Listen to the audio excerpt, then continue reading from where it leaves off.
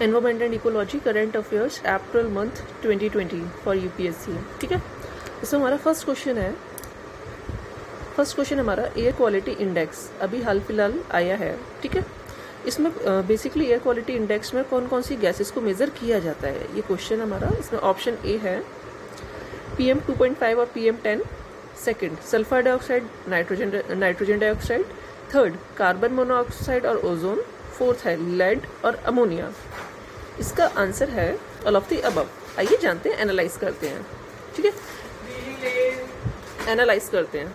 Analyse में क्या है हमारा, जो एयर क्वालिटी इंडेक्स है अभी हाल फिलहाल लॉकडाउन के दौरान इसको देखा गया है, जिससे ये देखा गया है कि एयर क्वालिटी इंडेक्स में काफ़ी इंप्रूवमेंट आया है। बट अब क्वेश्चन ये है, ये इंडेक्स, मेन बात हमें ध्यान रखना है, इसमें ये 8 गैस इंक्लूड है। और सेकंड एनालाइज में ये पॉइंट याद रखेंगे, इस इंडेक्स को कौन रिलीज करता है, CPCB यानी कि central pollution control board. Okay, चलो तो सेकंड क्वेश्चन हम इसी से ले लेते हैं। Question number 2, central pollution control board के बारे में कौन सी स्टेटमेंट करेक्ट है। ऑप्शन ए, ये एक स्टैट्यूटरी बॉडी है। ऑप्शन बी, ये वाटर पॉल्यूशन एक्ट 1974 और एयर पॉल्यूशन कंट्रोल एक्ट 1981 इन दोनों का कंबाइन मैनेजमेंट भी देखता है ये।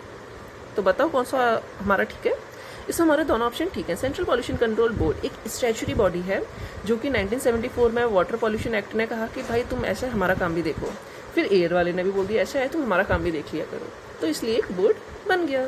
ठीक है, क्वेश्चन नंबर थर्ड क्वेश्चन है हमारा, ये इसका पहले न्यूज़ देख लेते हैं। अभी न्यूयॉर्क में एक टाइगर है, उसको कोविड पॉजिटिव वो पाया गया था, कोविड-19 उसे बोला था कि है, तो इट मीन्स हमारी न्यूज़ टाइगर से रिलेटेड है। यस, तो क्वेश्चन फर्स्ट है एंड इसमें क्वेश्चन है NTCA national tiger conservation authority से रिलेटेड कौन सी स्टेटमेंट ठीक है। फर्स्ट, ये एक स्टैट्यूटरी बॉडी है।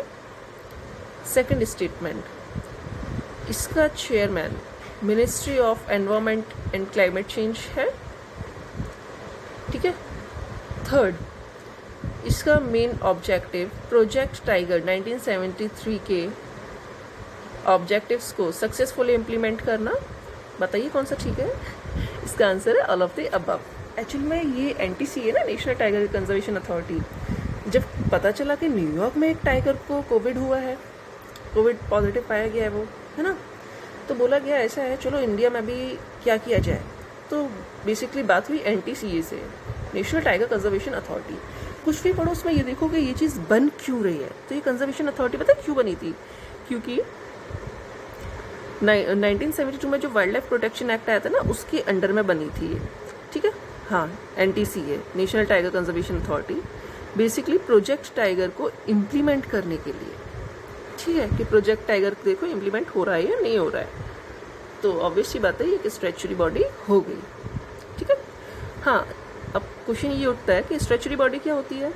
ऐसी बॉडी जिसके लिए पहले कोई एक्ट बना हो फिर बाद में वो बॉडी बनी हो। ठीक है, चलो नेक्स्ट क्वेश्चन है हमारा,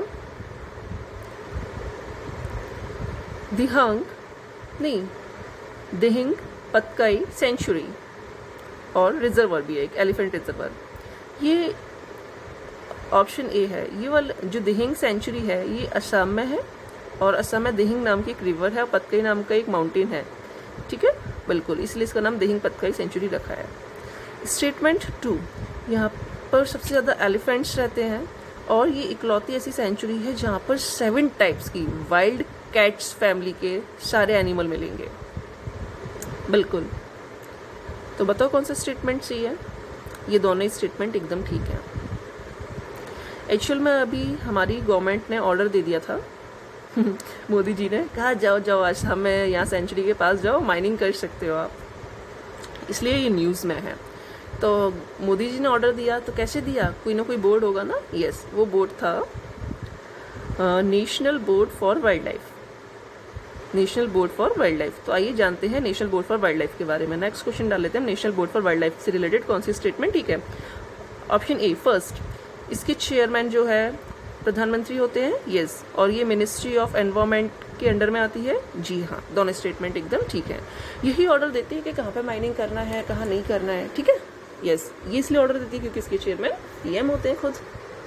ओके, चलो नेक्स्ट क्वेश्चन पर चलते हैं। क्वेश्चन नंबर नेक्स्ट 5th है हमारा, वेटलैंड से रिलेटेड। अभी वेटलैंड काफ़ी न्यूज़ में है, आइए जानते हैं वेटलैंड बहुत इंपॉर्टेंट क्यों होती है। स्टेटमेंट 1, इनको कार्बन सिंक कहा जाता है, मतलब ये अपने अंदर कार्बन को कैप्चर कर लेती है। सेकंड, जो मैनग्रोव फॉरेस्ट होते हैं उनकी सॉइल में इतनी कैपेसिटी होती है कि वो वेटलैंड बना सकती हैं। बताओ कौन सा स्टेटमेंट सही है? ये दोनों स्टेटमेंट एकदम सही है। वेटलैंड का मतलब एक ऐसी दलदली ज़मीन, ठीक है, जो अपने अंदर कार्बन को कैप्चर कर लेती है। एटमॉस्फेयर, मतलब हमारे एटमॉस्फेयर से कार्बन को रिमूव करने में इसका बहुत बड़ा रोल है, इसलिए हमें अपने वेटलैंड्स को प्रिजर्व करना चाहिए, ठीक है। चलो नेक्स्ट क्वेश्चन है हमारा इको सेंसिटिव जोन के बारे में, ठीक है।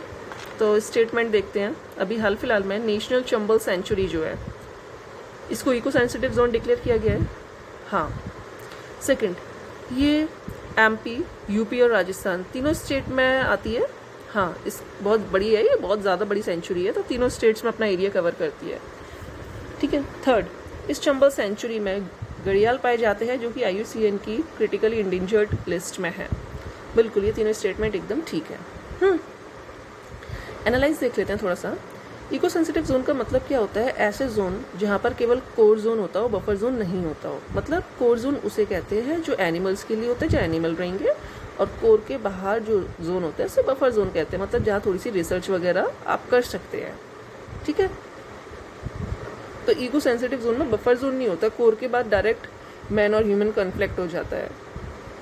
मैन और ह्यूमन कॉन्फ्लिक्ट को रोकने के लिए इको सेंसिटिव जोन बनाया जाता है। Sorry, back button, cancel button, save button.